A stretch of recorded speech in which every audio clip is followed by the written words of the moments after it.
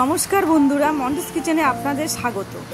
খুবই সুন্দর একটি নিরামিষ রান্না নিয়ে চলে এসেছি, এতে অপূর্ব স্বাদ। এটি হলো দই পটল। চলুন তাহলে দেখা যাক কি কি নিয়েছি। আমি নিয়েছি পটল, কেটে নিয়েছি আদা বাটা, কাঁচা লঙ্কা বাটা, নুন, জিরের গুঁড়ো, ধনের গুঁড়ো, লঙ্কার গুঁড়ো, হলুদ গুঁড়ো, কাসুরি মেথি, কালো জিরে, টক দই, পোস্ত, কাজু ভিজিয়ে রেখেছি, এটা পেস্ট করে নেব। আর নিয়েছি ঘি আর গরম মশলা। এবার সমস্ত কিছু মশলা দিয়ে একটু জল ঢেলে একটু গুলে রেখে দেব। এবার কড়াইতে সর্ষের তেল দিয়ে পটলগুলো দিয়ে দেবো। পটলগুলো চিড়ে নিয়েছি ছোট ছোট করে।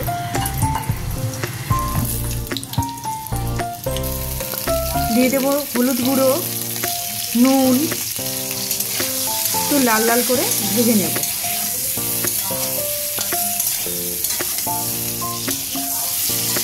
আমার হালকা লাল লাল করে ভাজা হয়ে গেছে, উঠিয়ে নেব।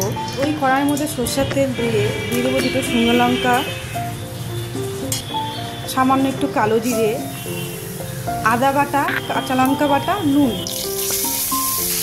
দিয়ে একটু নেড়ে চেড়ে নেব। জলে গুলে রাখা পেস্টগুলো দিয়ে দেবো স্বাদ মতন চিনি। একটু নেড়ে চেড়ে দিয়ে দেবো পোস্ত, কাজু বাটা।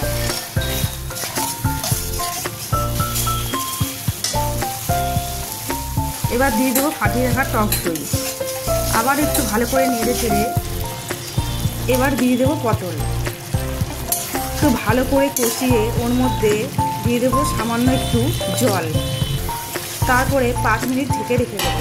5 মিনিট মধ্যে খুলে নেবো। আবার দেখুন তেল বেরিয়ে এসছে খুব সুন্দর, পটলও সেদ্ধ হয়ে গেছে। এবার দিয়ে দেবো গরম মশলা, ঘি,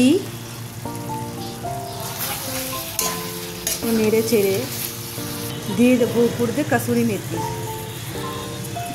দিয়ে দেবো উপর দিয়ে একটু টক দই।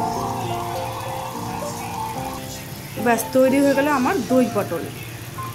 আপনাদের যদি রেসিপিটি ভালো লেগে থাকে লাইক, কমেন্ট, শেয়ার, চ্যানেলটিকে সাবস্ক্রাইব করে দেবেন।